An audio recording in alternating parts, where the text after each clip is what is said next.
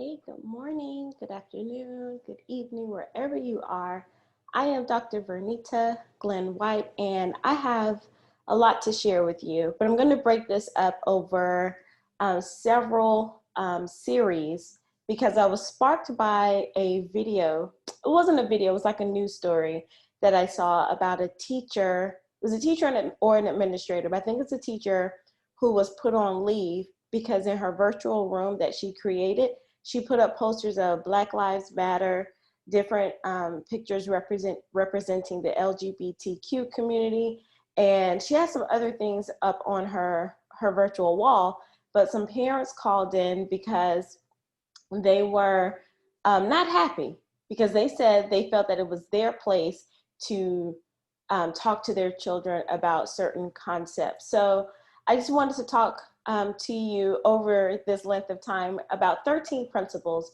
And these 13 principles are about how we treat each other. Now, if you hear some noise in the background, this is why I have my headset. I want to use my microphone, but my neighbors are cutting their yards right now. So we're just gonna bear with me. But again, I am Dr. Vernita, and I have this mission in life, this mission and this vision that I see. One is to raise the vibration of the education profession because I feel that there's like this cloud over the profession as a whole, whether that's K-12 or in higher education. And I just want to raise the vibration, especially give people hope, give people inspiration, motivation, and choice. The second part is to transform the learning experience of 1 billion students and adults. Yes, 1 billion, billion with the B.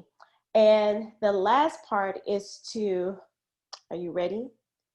Is to heal the nation through education, because I believe that the more knowledge you know and that you can apply, you can use that to help others and create, solve a lot of problems that are happening in the world. All right, so back to these 13 principles. I use these 13 principles in several workshops that I do. I use them in the classes that I teach at the college level.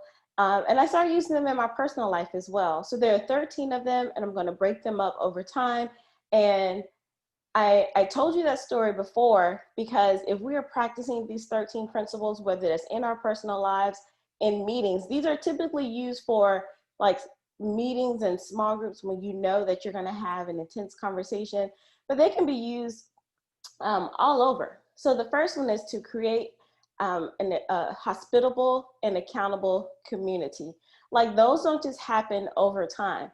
We were born as individuals, unless you were fortunate to be a multiple, but we come in as individuals, but we really don't want to stay isolated. We really don't want to be alone. At the end of the day, we want to be seen, heard, and valued.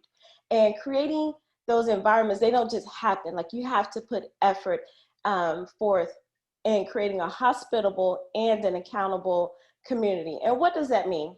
So being hospitable, welcoming, open arms, letting people know that they feel that they are special and that you want them there. There's a whole industry, the hospitality industry, that focus on making you feel welcome, special, valued. If you've ever gone to like any, and it doesn't even have to be high end. I was about to say any high end hotels or anything like that, but just places where they really put service at the forefront of what they do. You feel a certain way, you feel the environment, and it's nothing forced. It's just like an atmosphere that this is what we do. It's like a culture that they've created. This is what we do.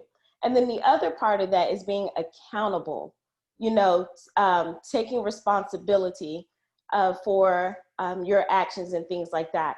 Now, I'm not saying this that you go in and control people. All of this and all of the 13 principles have to do with ourselves. And if we do this ourselves and get ourselves in check, then everyone else, for the most part, will follow. So I have a personal story of how this has impacted my life and my career, but I'll just tell you a part about my career. I used to have this chip on my shoulder. I walked around with an attitude, especially if things happen in my personal life. I used to be able to separate personal and professional, but sometimes, you know, that personal life just takes over. And I walk in with a chip over my shoulder sometimes. And when I was teaching in the classroom, especially with little kids, they felt it. when I was over a department, a mathematics department, those teachers felt it. And what I was putting out was coming back to me. You know, my students were giving me attitude. They were unruly. They didn't want to act right.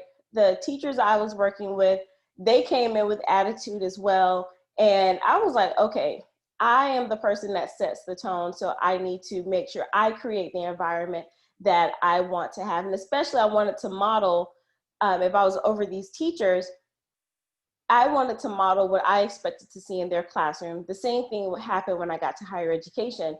If I'm training future teachers and administrators, I wanted to model what a hospitable and accountable environment looked like, welcoming and then taking ownership for anything that happened that caused the atmosphere not to feel welcoming. Now, we can't control everyone, but we can definitely control ourselves. So that is the first part. And you'll notice that as time goes on, these series, they build upon each other. Some of them can be done in isolation, but the purpose is for all of them to work together so people can feel valued, seen, and heard. And you will learn so much over this next series of these 13 videos. So remember, the first one is to create a hospitable and accountable community. All right, so let me know down below how have you created a hospitable and accountable community, or if you notice that that's not the community that you have, what can you do to change that, whether that's in your personal life and professional life? And you're going to hear me say personal and professional a lot because I used to try to separate the two, and they have to come together, especially for you to show up fully. All right, so that is part one. I will see you next time. I am Dr. V, and thank you so much for taking the time to listen and learn with me. I'll see you next time.